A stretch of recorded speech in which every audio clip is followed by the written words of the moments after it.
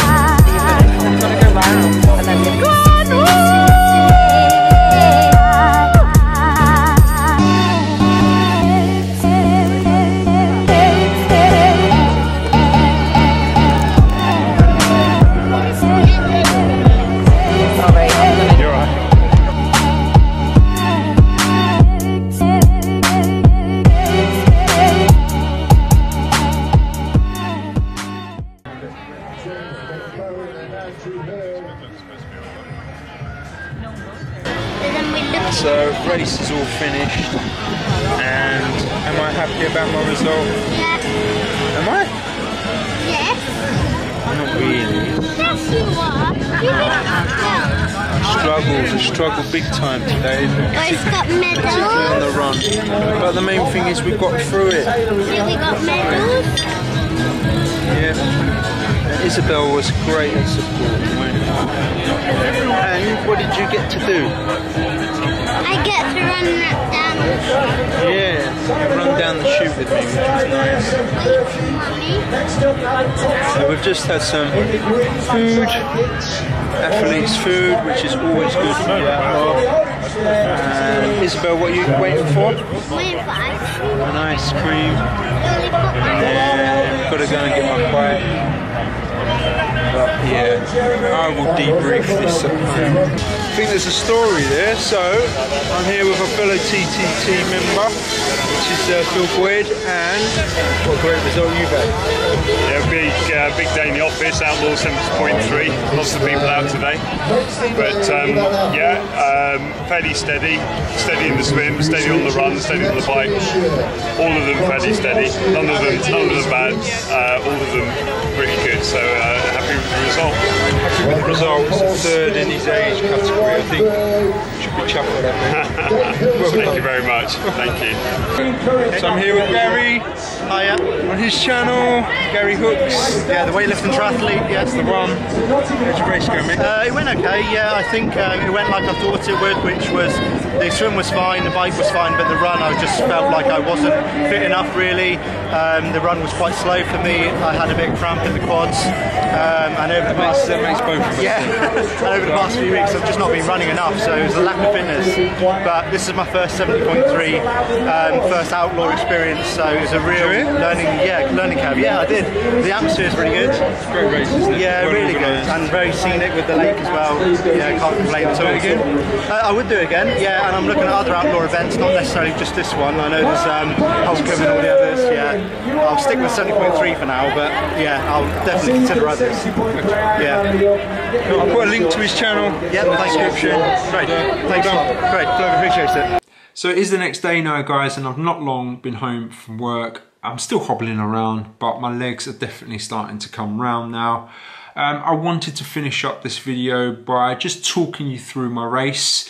I'm not going to overly analyse it as such, more I suppose summarise it really and give you my thoughts around how it went. So firstly, I'm going to say this: I was disappointed yesterday and still a little bit disappointed today in my race, and I've gone from having a really good result last week to maybe a not so good result this week, and I'll cut to the chase. My finished time yesterday was 5:35, which was actually 5 minutes slower than my time last year. But when you analyse the race and you break it down into its parts and, you know, look at where it went wrong, there are actually some positives I can take from this. So my swim was okay. I was in and out within 35 minutes, which is pretty much what I expected. Realistically, I'm probably holding back 5%, and I've got a little bit more to give in that. Is what Phil sees and looking at my data this morning. But for me, this wasn't where I was concentrating my effort. For me, what I wanted to do was really to try and put a good bike and run leg together. I came out of the swim, you know, into transition, good transition, in and out, not a problem, onto the bike. You know, I had a really clear bike plan in terms of my nutrition and my power of what to ride to.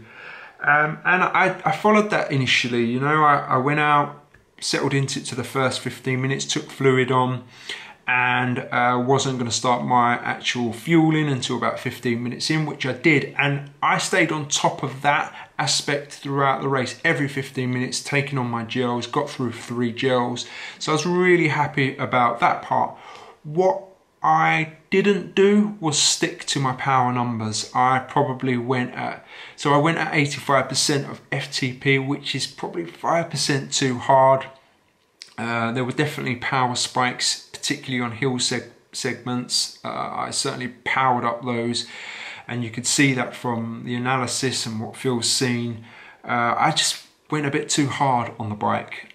It meant I come out with my fastest ever bike split, not by much. But the other thing that I realised on the bike was, and this happened from about 30 miles in, was I started to really want to pee. And it's that old adage, isn't it? Do you pee on the bike or do you wait? And I'm going to be honest here, I've never peed on the bike, and I've seen triathletes do it. I've been behind them when they're doing it, and I still can't understand how they do it. But anyway, I got, I don't know, to about 45 miles, and I was really, really bursting to go to the toilet.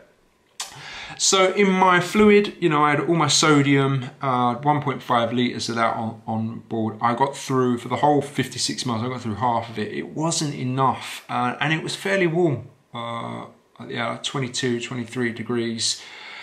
Yeah, I just didn't take on the sodium, and towards the end of the bike, I could start feeling cramping in my legs. Yeah, and held on till I got to transition. Got into transition, spent 4 minutes in the toilet, and it was one of those moments where, oh, yeah, and I was there and I, come on. So it's a really slow transition because of the toilet issue. Anyway, so even though my bike leg was, you know, my fastest and that, I didn't stay on top of the sodium and that nutrition aspect, and it cost me in my run. And of course, on top of that, not probably sticking to my power target. And I knew, you know, 20 miles in, I thought, well, I am slightly over here, but probably it will settle down. And it didn't, and I just stuck with it. So it's my own fault, really. But my bike leg probably hampered my run. What did that mean? Well, as soon as I come out of transition, I started cramping straight away. First in my left hamstring, and then it started going into my right hamstring, and I thought, oh God, this is going to be a long slog.